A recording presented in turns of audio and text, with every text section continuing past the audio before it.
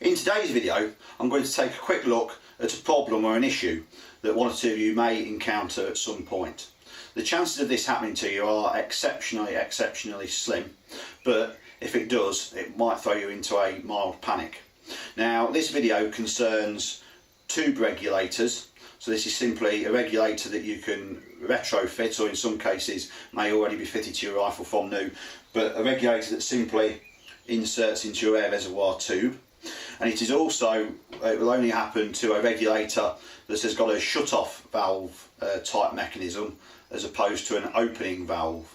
So by shut-off valve, this would be regulators like our own, Airmasters, BTAS, the ones that I think are in the Ed gun, and the Czechoslovakian cricket. It wouldn't affect a regulator similar to a BSA, a Tench or a Zenith.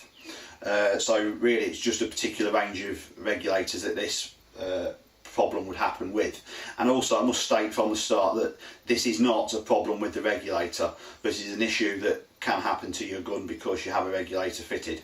So I shall now set the scene and explain all.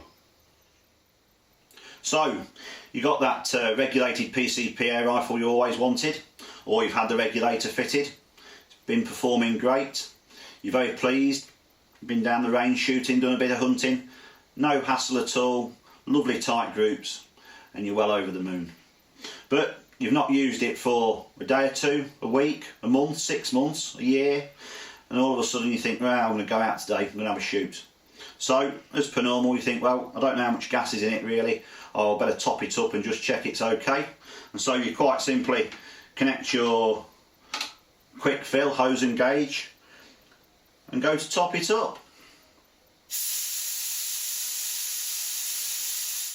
At which point you find that the air is absolutely jetting out of the breathe hole.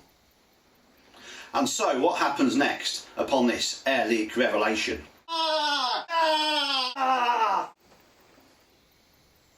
Well, as far as you were aware, last time you used your regulated air rifle, everything was perfectly okay. It was shooting fine and you were getting on great. But since then, a period of time has elapsed, whether that's 24 hours or even a couple of years, and you've come to top your rifle up with air only to find two things. One, it's completely empty, and two, the air is gushing out of the atmospheric breathe hole in the air reservoir cylinder as fast as you can put the air in.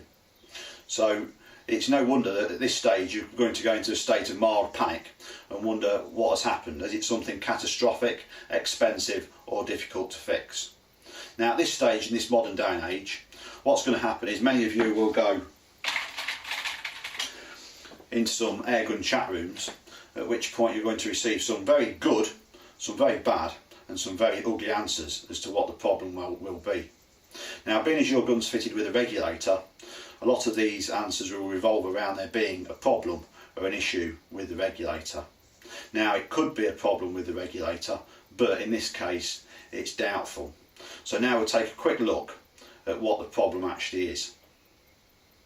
So if you found yourself with this problem, if you carefully inspect the rifle and have a look at the breathe hole, or very carefully take the air gun to pieces, what you'll most likely find is that the regulator has migrated from its original mounting position into what is the high pressure part of the air reservoir tube. And so instead of the atmospheric breathe hole being sat between the two body case seals, it's either on the edge of the body case seal, or in some cases you might find that your regulator has actually moved a couple of centimetres down inside the air reservoir. Now at this stage, one gentleman said to me about this in the past when he had the problem, that's physically impossible. And he was quite right in saying that. Under the laws of physics, if the system is functioning okay, there is no way in a million years that this regulator can move into the high pressure side of the air reservoir. However, if we turn things on their head and we make the high pressure side the low pressure side and the low pressure side the high pressure side, then the regulator will be pushed down the reservoir tube. Now you might think to yourself, how can this happen? Well, here's one I've done earlier. For some time now, I guess at least an hour and a half, because this must be the 15th take of this, we've had a regulator sat charged inside this test rig. And as you can see, if we take the bottom off, which is a straight through valve anyway, you can see the pressure adjuster screw, and there's air in there. So the regulator itself is holding air pressure within it. It's not leaked out or escaped. So if I put the screwdriver in and twist the screw, it should pop out. There we go. So that's now empty. And so the situation you find yourself in with the air gushing out the breathe hole, what's happened is the regulator's been seated in position correctly, but then in the high pressure side of the air reservoir cylinder you developed a slow leak, and so the air pressure, which was higher than the low pressure side, has slowly drained away to the point where the low pressure side is now the high pressure than the low pressure side.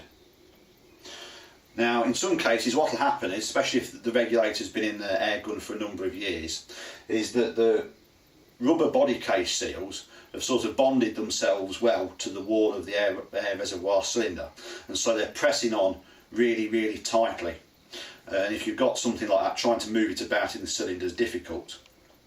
And so the body case seals are pressed really hard, and what will happen is the pressure in the high pressure side will actually drop a significant amount, and there'll be a very big difference between the two chamber pressures. But at some point these seals, body case seals, will stop holding the regulator in place, and it'll just suddenly pop down the air reservoir cylinder inside and shoot itself past the atmospheric breathe hole. Now in some cases this may be a fairly quick but short movement, and you'll just find that the body case seal has only just past the breathe hole, but in some cases the regulator might have moved 2 centimetres down the tube past the breathe hole, and so it's understandable that when you try to fill it up with air, the air just enters into the regulator through, up and out of the breathe hole.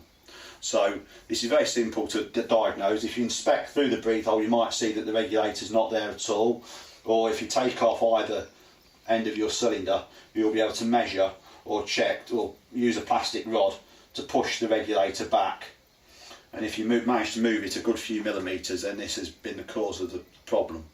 Now the regulator's most likely perfectly okay, no problem with the regulator whatsoever, unless it's been in there for a great number of years and it needs a service anyway. But this problem's caused the very vast majority of the time simply by an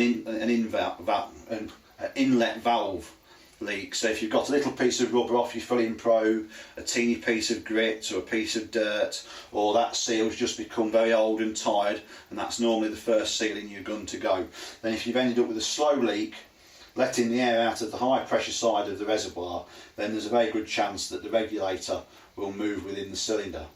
So the things to check to solve this problem are: number one, it's most likely going to be the inlet valve seal that's causing the problem. Number two, if you've not had the regulator fitted for a particular great length of time, it might be a slow persistent leak on this high pressure side of the case O-ring seal.